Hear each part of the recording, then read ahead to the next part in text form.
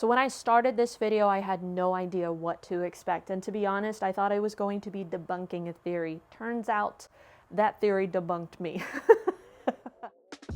Today, we're going to be taking a closer look at the brand new DIY Detail cord-free, battery-powered 25mm dual-action polisher and rotary.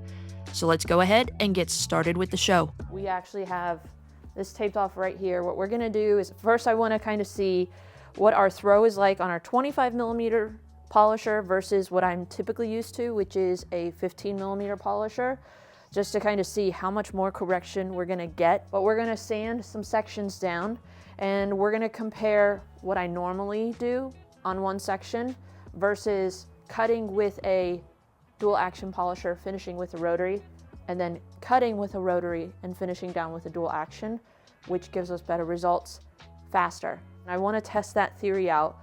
Should you do rotary first, then dual action, or DA first and finish with rotary? I know it's heavily disputed online. I've honestly always done just simply cut with a DA and finish with a DA because I'm not a huge fan of rotary. So we're gonna do DA alone, DA rotary, rotary DA, and then just see which gives us the better results faster. So fresh out of the box, our 25mm dual action polisher came stock with a 6-inch vented backing plate. They also provided some 6-inch pads and a 5-inch vented backing plate. For me, I use mostly 5-inch pads so I can switch between the 6-inch or the 5-inch. Rotary came stock with a 5-inch backing plate. They also provide a charger as well as 2 batteries for both units. So I have a total of 4 batteries now. Each battery can last about 40 minutes and there is a meter on the side. If you hit that power button, you can see how low or how high your batteries are. We have one in the charger now, but we're actually going to see what a half-life of a battery looks like to see what kind of correction you can get when your battery is about half dead. And then later on, we will test it at a full charge to see what kind of difference we have with correction. So while this battery charges, we're going to go ahead and get started. So first up, I'm curious, how much of a difference do we get going from a 25mm throw versus a 15mm throw? Obviously, we have 10mm difference, but what does that translate in terms of correction? So with our 15mm throw, that gives us about 5.5 inches of correction. With our 25mm throw, that gives us about 6.5 inches of correction. So you're gonna get 1 more inch of correction with each section pass that you make with a 25mm throw. Now we're going to wet sand all 3 sections with 2000 grit sandpaper. Let's go ahead, wipe these off, see what kind of damage we did. And FYI, these new rinseless towels from the House of Rags, so amazing for rinseless washes. It's like 2 towels in one with a beautiful edge that is super soft on the paint. Extreme absorbency, and yeah, we scuffed that up. So first up, we're going to try Endgame from Detail Co. and the purple wool pad from DIY Detail and see what kind of correction we can get. Normally, when you're doing a test spot, you want to start off with the least aggressive method and work your way forward, but considering we're removing sanding scratches, I wanted something a little bit more aggressive. We still have a good bit of deep defects. So if I were trying to tackle this with a dual action polisher alone, battery powered mind you, I could use a corded one that would probably give me more punch, but we're gonna need to step it up to something more aggressive. So now we're gonna step it up with our Rupes medium wool polishing pad, H902 from Koshemi, and then if we need to finish down, we use our F601 from Koshemi.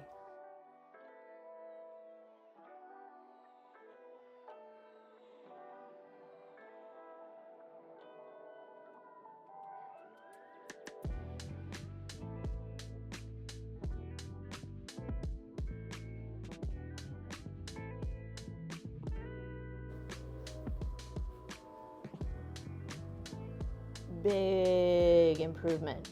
It is not 100%, but it is a big improvement. Now we're gonna take our F601 Rupes yellow foam pad, see if we can finish down a little bit better.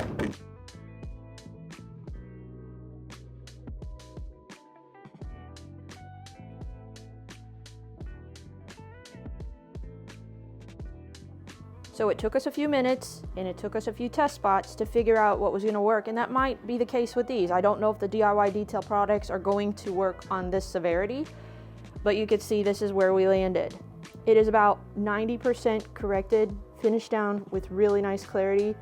For 95% of my customers, this is going to be more than sufficient, especially considering this is where we started. So 2000 grit to this with our Spta battery powered polisher, we were able to do heavy correction, finish down well. It didn't take too long, maybe 10 minutes or so for this section for us to figure it out.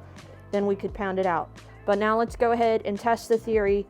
If we were to cut with a DA, finish with a rotary, or cut with a rotary and finish with a DA, which would give us better results? Start off over here with DA and then finish with rotary.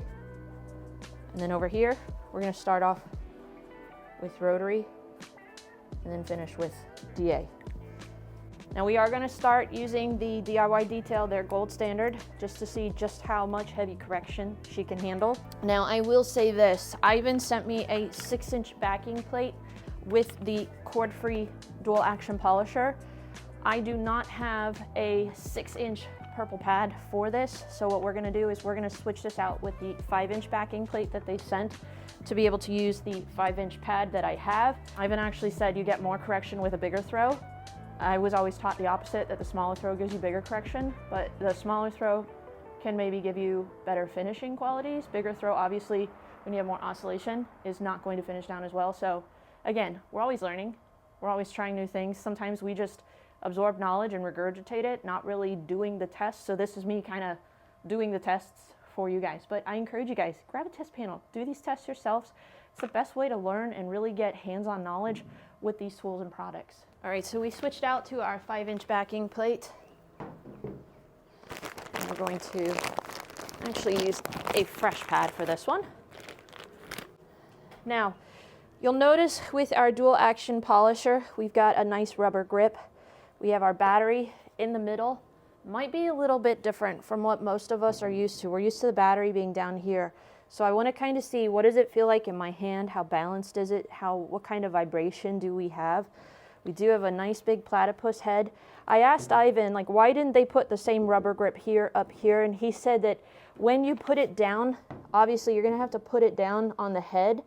He didn't want that rubber grip to hold onto dirt and then that potentially fall onto the paint. So intentionality with the design, although I'm used to this, I understand the logic behind making it like that. Personally, I would put a rubber grip right here on the battery because you're mostly resting it on the battery. But we might just have to change our practice of kind of throwing our polisher on the ground and just doing it more gently so that way you don't damage the plastic backing. Here's our Spta DIY.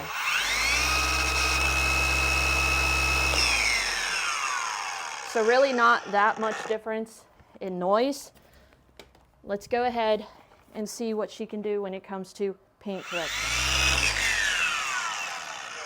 All right, we're gonna start off at speed 3, and then we're gonna bump it up to about 5.5, 6.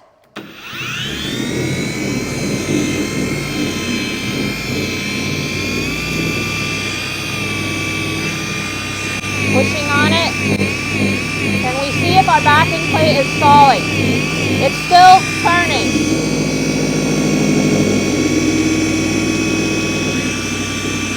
It is so balanced in my hand. But this feels so much lighter than my Spta was. A lot of that weight ends up being in my right hand, and this is very, very balanced.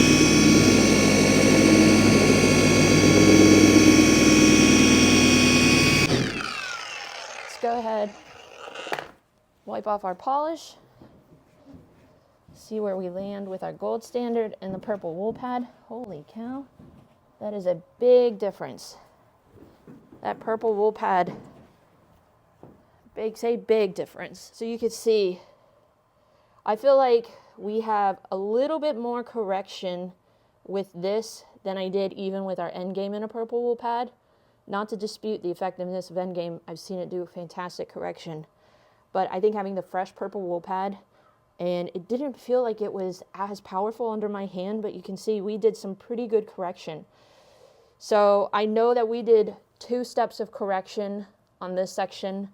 Over here, I want to finish with my rotary. What we're going to do is we're going to grab the cord-free rotary. All right. So this is backwards. This is backwards for most of us. We don't normally cut with the DA and finish with the rotary. We are going to keep this at a low speed. We do not need to send it and rip it. We've got our waffle pad to keep it cooler. We're going to just be at a speed 1.5 all throughout. I think honestly this is my favorite rotary that I've ever used. It is so light, it is so smooth. Now again, I don't know what kind of vehicle this is, whether it's hard, medium, or soft paint. I'm assuming it's medium. So we should be able to finish down with this rotary without holograms. And you'll notice I wasn't going slow. I was just moving at a nice even clip. I didn't do a ton of passes, maybe three section passes. All right, so as much as I want to say we're going to keep going, just for the sake of fairness, we're going to cut with the rotary, finish with the DA, and see which gives us better results. Now for the rotary, normally you would use a wool pad. We are going to use the purple wool pad, not necessarily your typical wool pad that you would use with a rotary, and then we're going to finish down with our red waffle pad. Sometimes you would want to step it down to the yellow foam pad, but Ivan says finish with his red jeweling glaze. And again, this isn't meant to be exhaustive. I just want to do a quick comparison. Can you cut with a DA, finish down with a rotary better, or can you cut with a rotary, finish down with a DA better? So over here you can see this is the section that we cut with the DA and finished with the rotary. I would say we got 50 to 60% of the swirls and scratches out. We can still see some of our sanding marks here from where it was pretty badly scuffed before. What I did, you can still see some lines, but it finished down nicely, even with the rotary. Whereas over here, this is the section that we cut and finished down with DA. Again, mind you, we're using different products. Endgame first to cut, then H902, which is a pretty aggressive compound, then finish down with F601. Got maybe 90% correction, maybe 75 to 90%.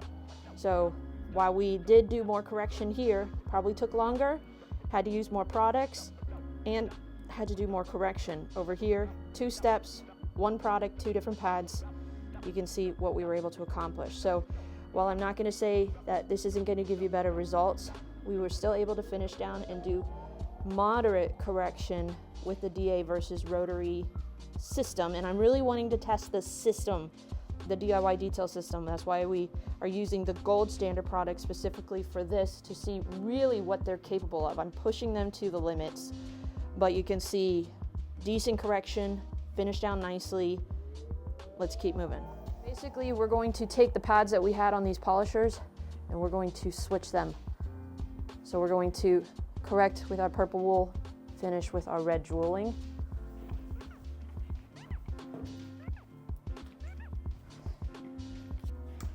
All right, we're gonna take this up to about speed 1.5 again and send it.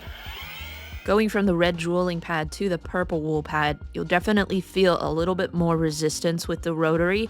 It wanted to walk on me, and even on our corners, definitely had to manhandle it a little bit more, whereas the red jeweling pad just makes for a much easier user experience. I feel like we did about 3 passes on that first section here.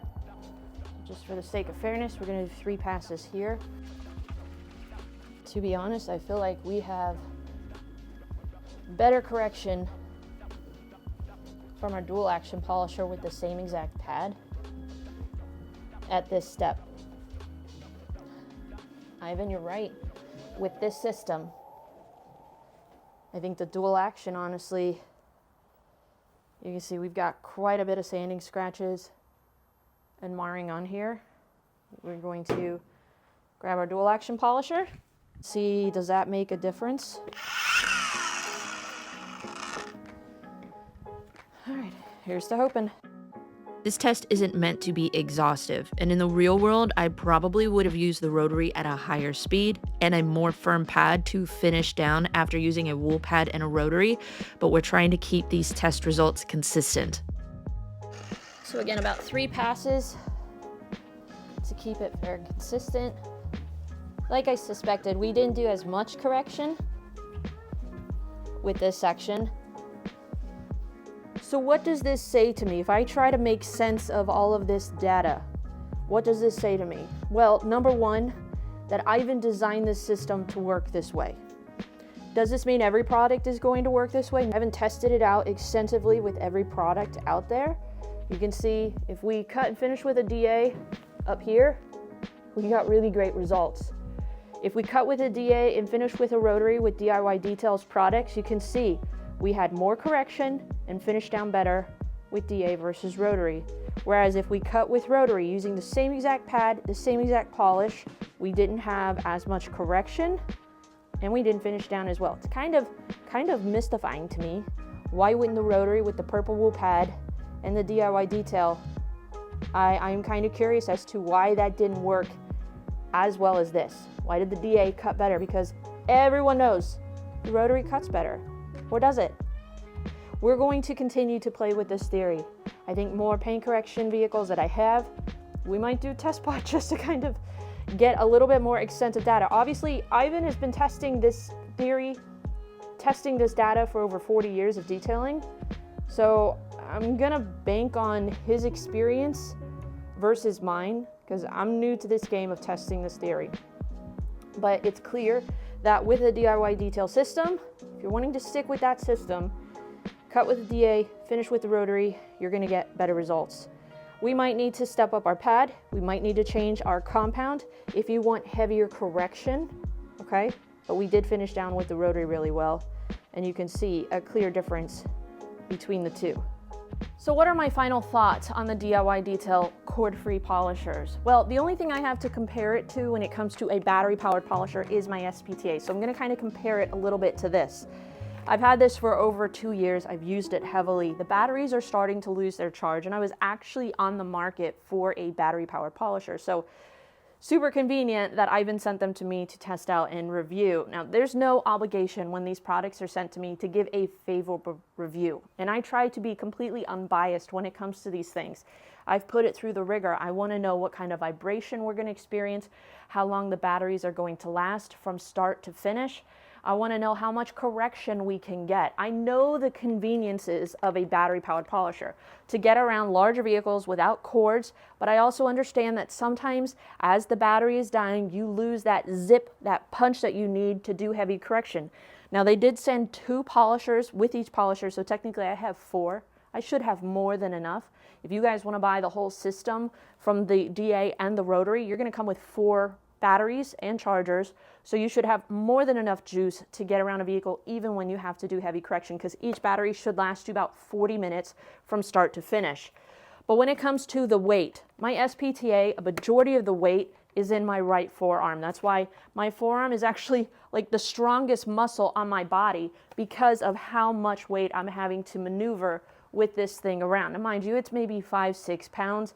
It's not that heavy, but when you're polishing for hours on end, it can be very taxing. I can tell you, in comparison, this, when you're using it, feels so much lighter.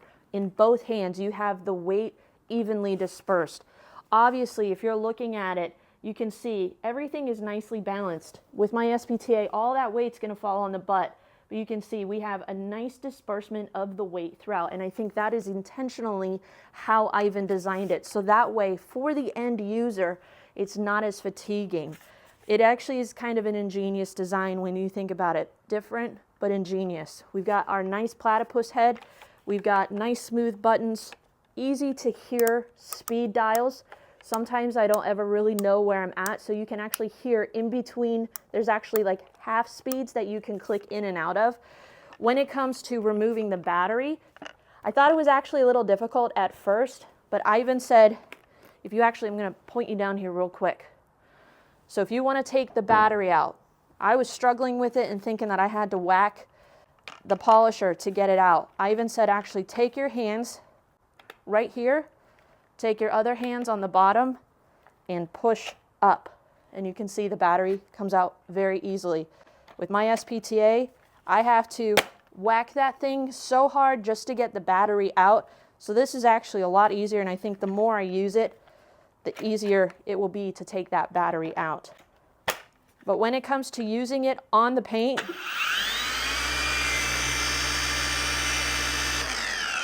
actually very, very little vibration. When I first turned it on, I thought I was going to have a ton of vibration in my hands. This actually has less vibration in my hand than my Spta polisher. As I'm getting older, vibrations are a big deal for me when it comes to the tools that I'm using. Carpal tunnel is the #1 issue that most detailers have, beyond hearing loss, beyond bad backs, because of the vibrations of the tools that we use. The Rupes polisher is designed to have reduced vibration because of the EU regulations, but you're going to be spending hundreds and hundreds of dollars on a polisher that honestly, I don't love it. It stalls too easily. You don't get as much correction, and that it's a corded polisher, not even a battery-powered polisher. So all the features on it, honestly, I'm very impressed with. It works smoothly. It handles nicely. There's not a lot of weight when you're using it, so that's going to be easier on your body in the long run. Easy to switch the batteries in and out, and you can see it's just really well made.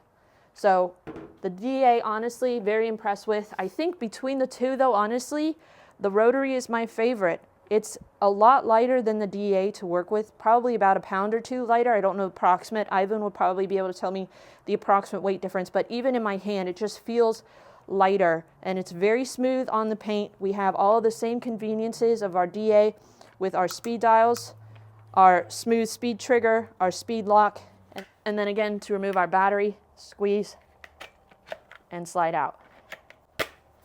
But there you have it. Quick look at our DIY Detail cord-free rotary and dual action polisher. A quick comparison of why you would want one over the other. Obviously, I'm a big fan of the DA because of what it can do, but obviously you can see we finished down exceptionally well with the Rotary.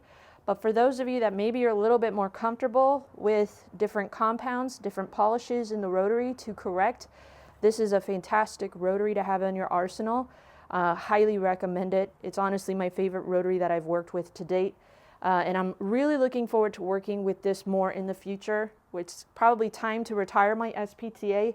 She's been put through the ring the last 2 years, and she has served me well. So I'm really excited to demonstrate this polisher for you guys more in the future. For those of you that want to see more real-world use out of these tools, make sure you subscribe, hit that notify bell off to the side, because we will be using this in future details to demonstrate for you guys.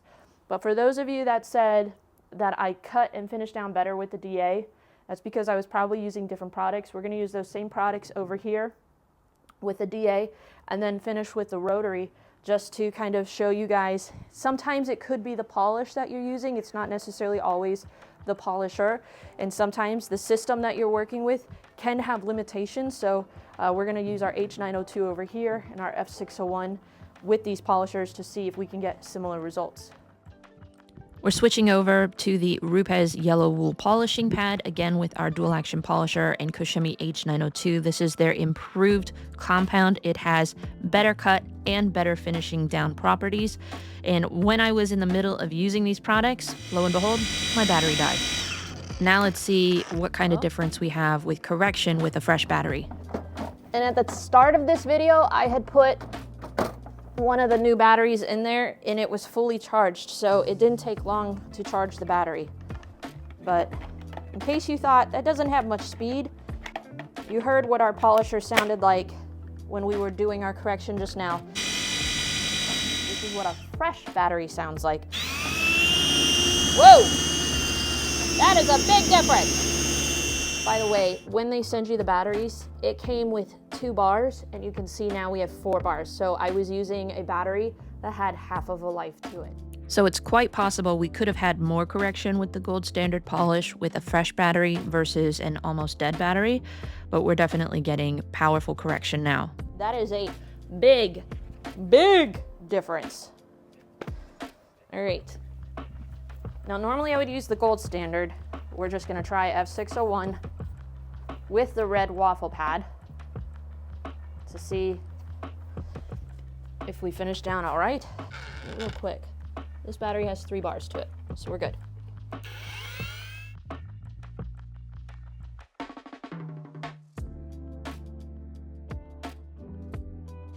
So we cut with the DA, we finished with the rotary, we switched compounds and polish from the DIY detail to the Koshemi H902 F601. Let's see what our paint looks like. That is paint perfection. That is paint perfection.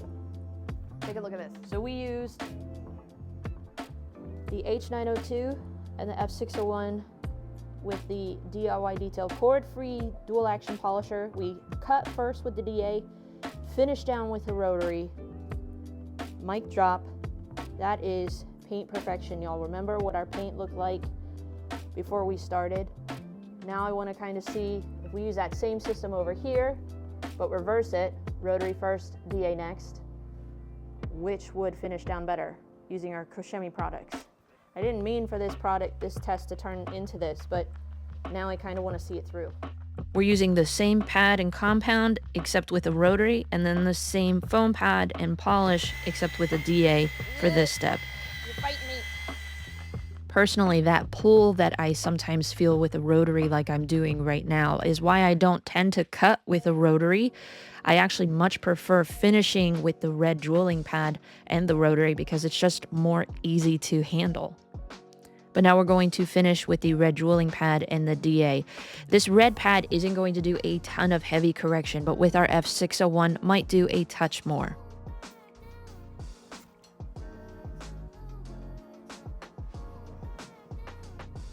So we use the same exact pads, the same exact products from one section to the next. This was our rotary, finished with a DA.